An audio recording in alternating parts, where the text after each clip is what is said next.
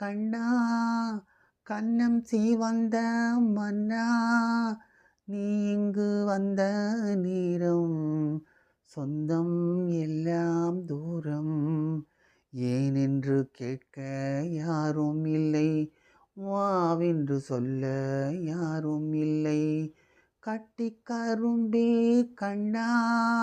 வைரமுத்து சாரோட வரிகள் வாணிமா பாடியிருப்பாங்க. சினிமாவில் லக்ஷ்மி பாடுறாப்புல ஒரு சீன் வந்திருக்கும். சூப்பர் டூப்பர் பாட்டு, ஏவிஎம்மோட சாங்கு.